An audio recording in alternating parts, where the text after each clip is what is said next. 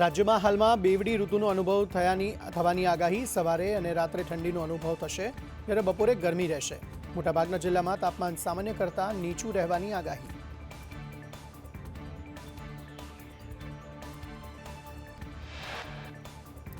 દાહોદમાં સૌથી નીચું 12 ડિગ્રી તાપમાન નોંધાયું. અમદાવાદમાં 16.5 ડિગ્રી તાપમાન નોંધાયું. લઘુત્તમ તાપમાનમાં ફેરફારની શક્યતા નહીવત.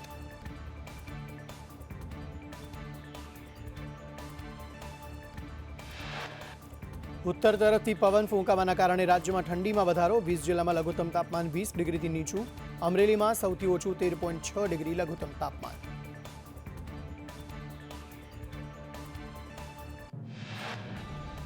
અમદાવાદમાં 16 ડિગ્રી, કંડલામાં 15, તો ગાંધીનગર અને કેશોદમાં 15.5 ડિગ્રી, તો મહુવામાં 15.6, રાજકોટમાં 15.2 ડિગ્રી અને વડોદરામાં 16 ડિગ્રી તાપમાન નોંધાયું.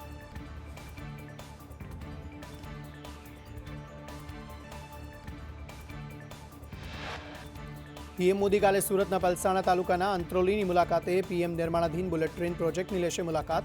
પીએમના આગમનને લઈ ચુસ્ત બંદોબસ્ત.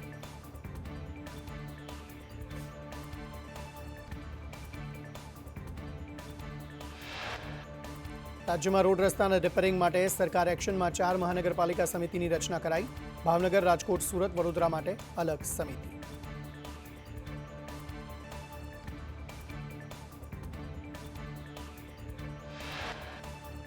ભાવનગર જિલ્લાના મહુવા તાલુકામાં સિઝનનો સૌથી વધુ વરસાદ નોંધાયો.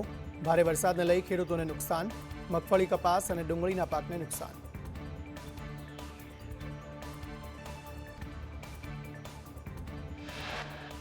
વાવ થરાદ જિલ્લા એપીએમસીમાં આત્મનિર્ભર ભારત સંકલ્પ અભિયાન કાર્યક્રમમાં વિધાનસભાના અધ્યક્ષ શંકર ચૌધરી, પૂર્વ સાંસદ પરબત પટેલ, પૂર્વ ધારાસભ્ય ગુવારાબારી હાજર રહ્યા.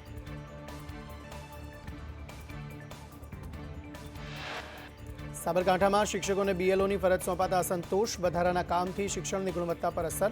શિક્ષકોને એસઆઈઆરની કામગીરીમાંથી મુક્તિ આપવા માંગ.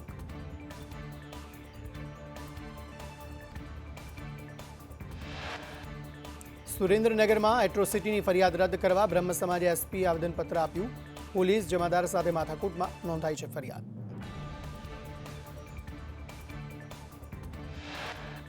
છોટાઉદેપુરના બોડેલીમાં બિસ્માર રોડને લઈ ગ્રામજનોએ ચક્કાજામ કર્યો. અધિકારીએ રસ્તો રિપેર કરવાની ખાતરી આપતા મામલો થાળે પડ્યો. રાજ્યમાં ટેકાના ભાવે મગફળીની ખરીદી. 19,600 ખેડૂતો પાસેથી 45,500 મેટ્રિક ટનથી વધુ મગફળીની ખરીદી થઈ.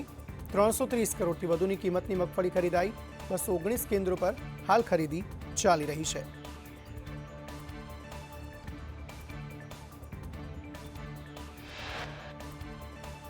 રાજ્યમાં 20 સ્થળો પર આઈટીનું સર્ચ ઓપરેશન યથાવત. અમદાવાદમાં એનસીપી ઓફિસમાં આઈટીનું સતત 3જા દિવસે સર્ચ. ફંડિંગ સંબંધિત ગેરરીતિઓ મુદ્દે આઈટીનું સર્ચ ઓપરેશન. બેંક ખાતા, દસ્તાવેજી પુરાવાને લઈ આઈટીની તપાસ.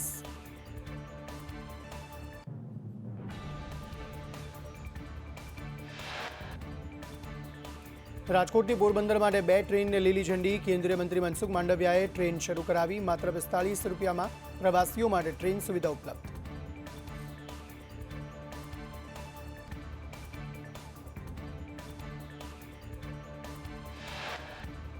રાજ્યમાં પાક નુકસાન સહાય માટે આજથી અરજી કરી શકાશે. સહાયનો લાભ મેળવવા આજે બપોરે 12 વાગ્યાથી ઓનલાઈન અરજી કરવાનું શરૂ થયું છે.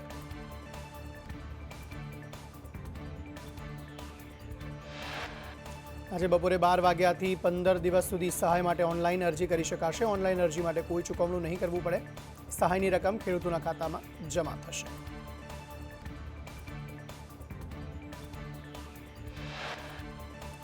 મોરબીના વજેપરમાં નકલી ડોક્યુમેન્ટથી જમીન વેચવાનું કાવતરું ઝડપાયું. જમીનના ખોટા દસ્તાવેજ બનાવી 3.5 વીઘા જમીન 1.80 કરોડમાં વેચવાનું કાવતરું ઘડનાર સામે ફરિયાદ.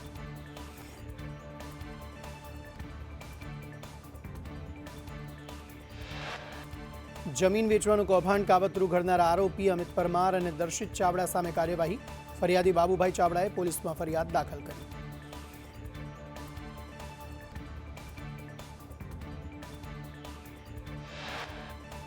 વડોદરામાં ઠંડી વચ્ચે રોગચાળો વકર્યો. ડેન્ગ્યુના શંકાસ્પદ 117 પૈકી 4 કેસ પોઝિટિવ, તો ચિકનગુનિયાના શંકાસ્પદ 16 કેસ નોંધાયા.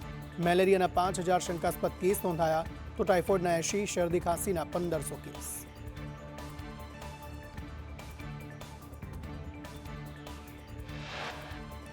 અમદાવાદના નારોલમાં બિસ્માર રસ્તાથી પ્રજા પરેશાન. 2 માસ અગાઉ ખાડામાં પડી જતા દંપતીનું મોત થયું હતું.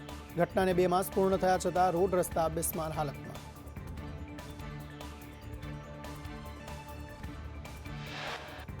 નારોલ મટન ગલીમાં ખખડધજ રોડ રસ્તાથી લોકોને હાલાકી. બિસ્માર રોડ રસ્તાની સાથે સાથે સ્ટ્રીટ લાઇટ બંધ હોવાથી રાત્રે અકસ્માતનો ભય. કોર્પોરેશનની ઘોર બેદરકારીથી લોકોમાં રોષ.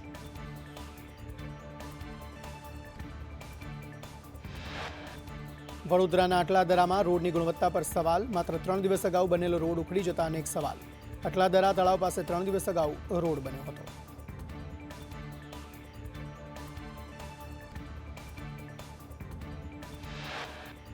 અટલાદરાના બોગસ રોડની ગુણવત્તાને લઈ સ્થાનિકોએ સવાલ ઉઠાવ્યા. લોકોએ કહ્યું 1 મહિનો પણ રોડ નહીં ટકે. અહીંયા કાયમ રસ્તાની સમસ્યા છે જ.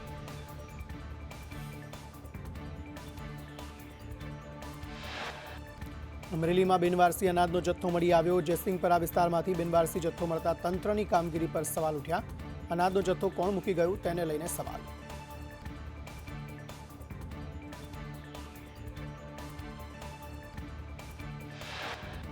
રાધનપુરના પૂર્વ કોંગ્રેસી ધારાસભ્ય રઘુ દેસાઈના રાજીનામાથી રાજકીય ગરમાવો. પાટણ જિલ્લા કોંગ્રેસ પ્રમુખે સ્પષ્ટતા કરી કે કોંગ્રેસમાં જે નારાજગી હતી તે દૂર કરી.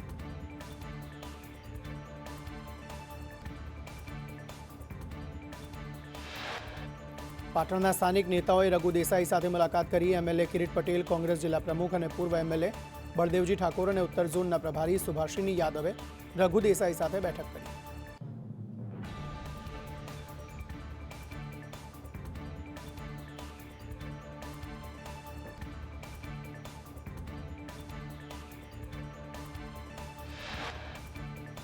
સુરેન્દ્રનગરના ધાંગધ્રામાં નર્મદા કેનાલમાં ગાબડું પડ્યું. જર્જરિત કેનાલનું સમારકામ કરવા માંગ ઉઠી.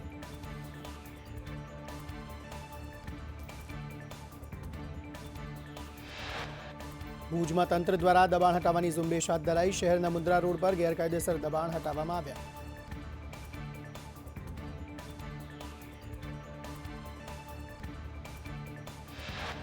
ગીર સોમનાથમાં અતિવૃષ્ટિ અને ભેજના કારણે શિયાળુ પાકની વાવણી અટકી. ખેતરો હજુ પણ ભીના રહેતા ખેડૂતોને આગામી પાકની ચિંતા વધી.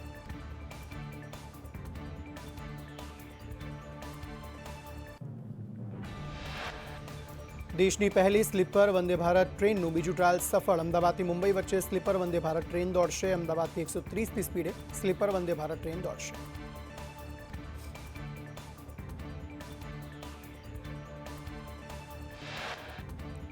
અમદાવાદ ગ્રામ્ય પોલીસે 5G ટાવરના બેઝ બેન્ડ યુનિટની ચોરી કરનાર 2ની ધરપકડ કરી. જમ્મુ કાશ્મીરના રિક્ષા ચાલક અને તેના સાથીની ધરપકડ. 4 લાખમાં મળતું BBU ચોરી 15,000માં વેચતા.